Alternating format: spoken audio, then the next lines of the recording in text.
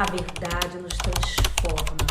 O crescimento espiritual é o processo pelo qual nós substituímos as mentiras pelas verdades. Jesus orou: santifica-os na verdade, a tua palavra é a verdade. Santificação exige revelação. O Espírito de Deus usa a palavra de Deus para nos tornar semelhantes ao Filho de Deus. Para tornar-nos semelhantes a Jesus, devemos preencher nossa vida com a palavra. A Bíblia diz: por meio da palavra, somos unidos e moldados para as tarefas que Deus deseja nos incumbir. Jesus disse: as palavras que eu disse são espírito e vida. Quando o Senhor fala, as coisas mudam.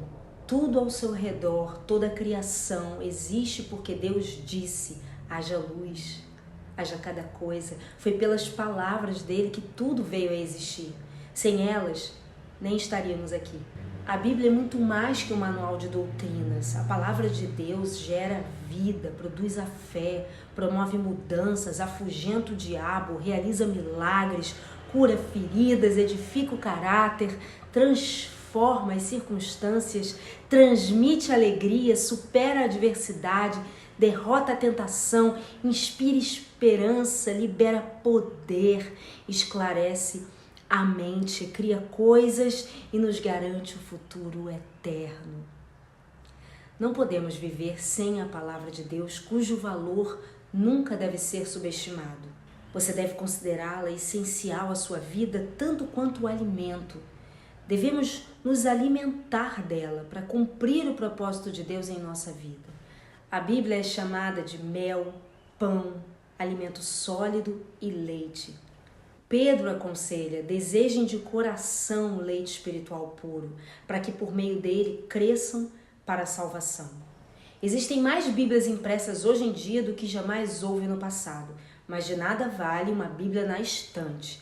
Milhões de fiéis são assolados pela anorexia espiritual, morrendo de fome, com a alma subnutrida. Para se tornar um saudável discípulo de Jesus, alimentar-se da palavra de Deus deve ser nossa prioridade.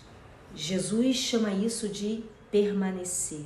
Se vocês permanecem na minha palavra, então são verdadeiramente meus discípulos. Na vida cotidiana, permanecer na palavra de Deus inclui 3 atitudes. Primeira, devo aceitar sua autoridade.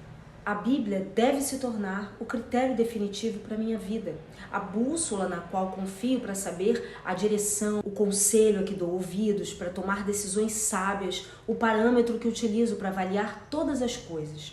A Bíblia deve sempre ter a primeira e a última palavra em minha vida, deve ser a minha regra de fé e prática. Muitos dos nossos problemas ocorrem porque nós baseamos nossas escolhas em critérios duvidosos. Cultura, todos estão fazendo isso. Tradição, sempre fizemos isso. E razão, isso parece lógico. E emoção, pareceu-me a coisa certa, eu senti. Todos esses critérios foram corrompidos pela entrada do pecado no mundo. O que precisamos é de um critério perfeito, que jamais nos aponte a direção errada. E somente a palavra de Deus supre essa necessidade. Salomão lembra: cada palavra de Deus é comprovadamente pura.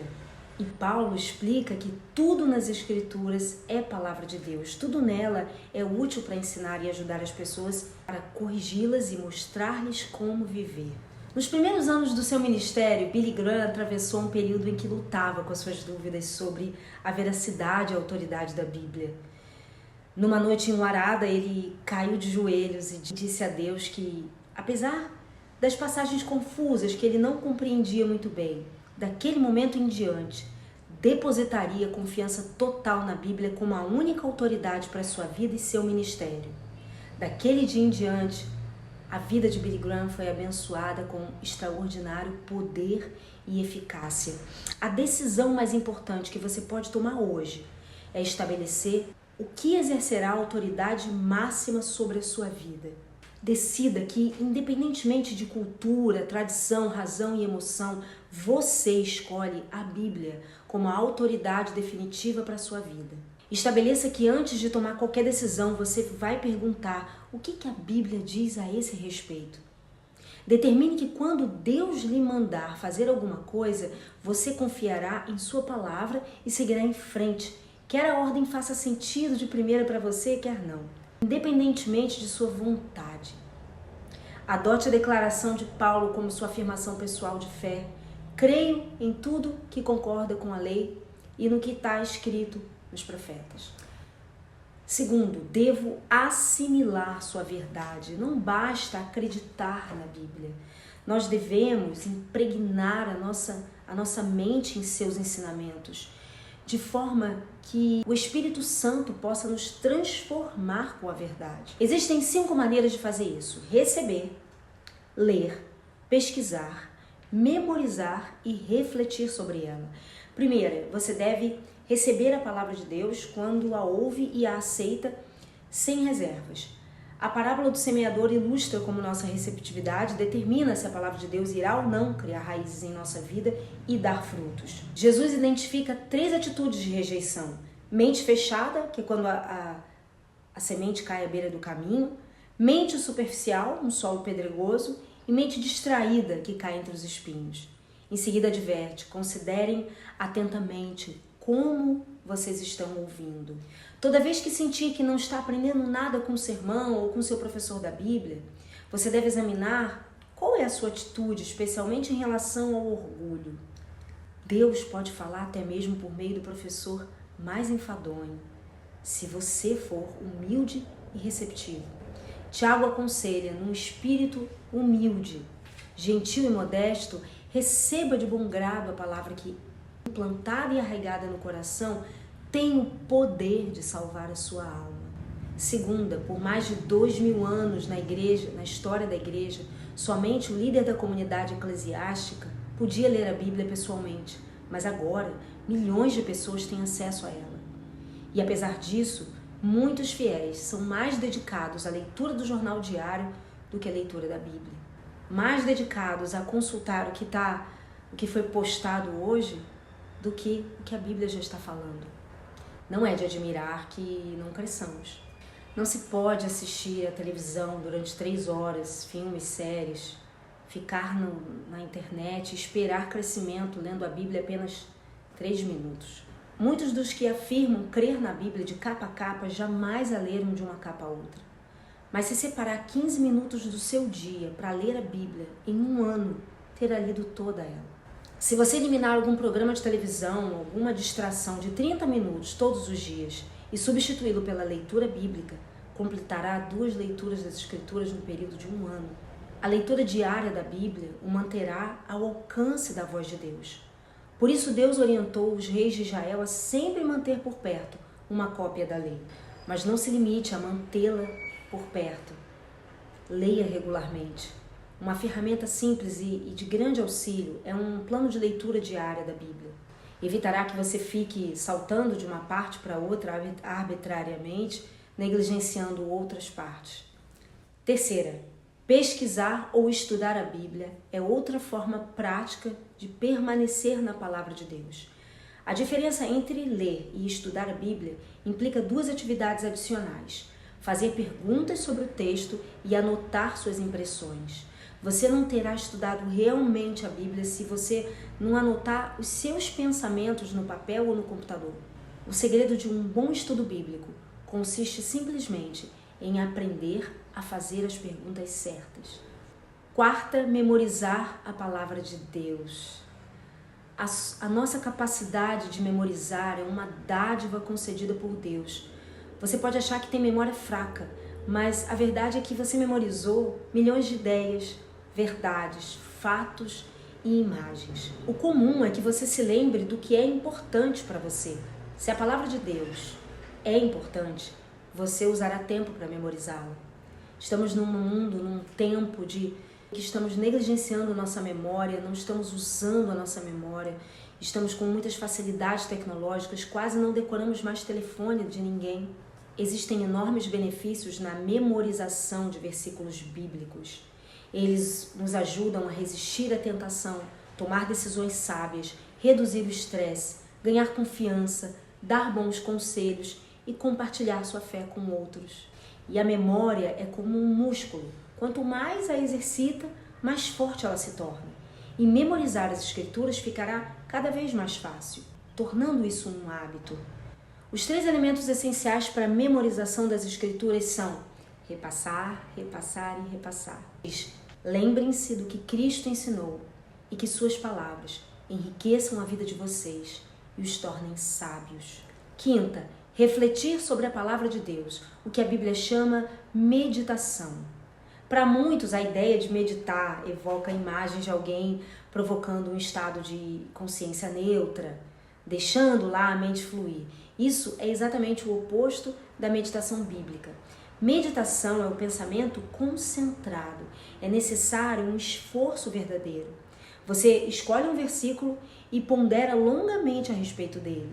Preocupação é o pensamento concentrado em algo negativo. E a meditação tem a mesma característica, mas está voltada para a palavra de Deus, não para um problema. Não há outro hábito tão eficaz para a transformação da sua vida e para torná-lo mais semelhante a Jesus que a reflexão diária sobre as Escrituras.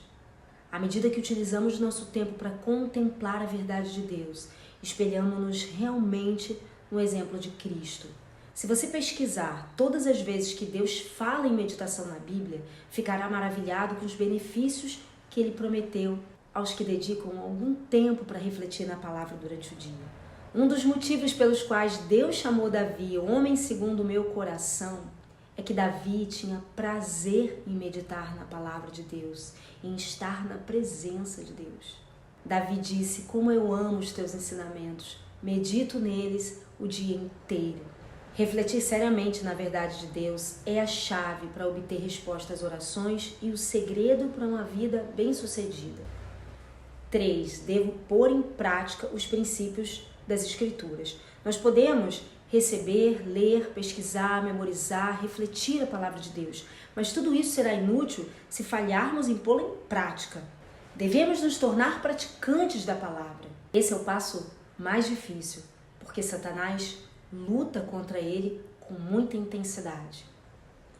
Ele não se importa que você frequente estudos bíblicos, contanto que não pratique nada do que você aprendeu. Enganamos a nós mesmos quando presumimos que assimilamos a verdade apenas por tê-la ouvido, lido ou estudado. O fato é que, ocupado em frequentar aulas, seminários e conferências bíblicas, você pode não ter tempo de pôr em prática o que aprendeu. Ou seja, esquece do que aprendeu enquanto se prepara para o estudo seguinte. Sem a prática, o estudo bíblico é inútil. Jesus disse: portanto, quem ouve as minhas palavras e as pratica é como um homem prudente que construiu a sua casa sobre a rocha. Jesus também destacou que as bênçãos de Deus provêm da obediência à verdade, mas não apenas por conhecê-la. Ele disse: agora que vocês sabem essas coisas, felizes serão se as praticarem. Outra razão que nos faz evitar a aplicação pessoal da palavra de Deus é a possibilidade de que isso seja difícil, até mesmo doloroso. A verdade vai libertá-lo, mas no começo pode te fazer se sentir miserável. A palavra de Deus expõe nossas motivações, aponta as nossas faltas, repreende o nosso pecado e espera que nos transformemos. Faz parte da natureza humana resistir a mudanças.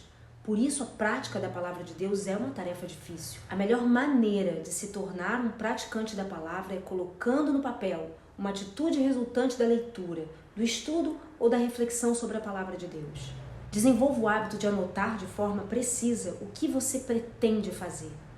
Essa atitude efetiva deverá ser pessoal, envolvendo apenas você. Deverá ser prática, algo que você possa fazer, e verificável, com um prazo final para ser realizado. Toda aplicação deve envolver tanto o seu relacionamento com Deus ou com os outros, quanto o seu caráter. O que Deus já te pediu por meio da palavra que você ainda não começou a fazer?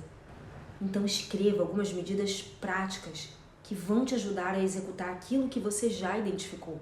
A Bíblia não nos foi concedida para aumentar o nosso conhecimento, mas para mudar a nossa vida.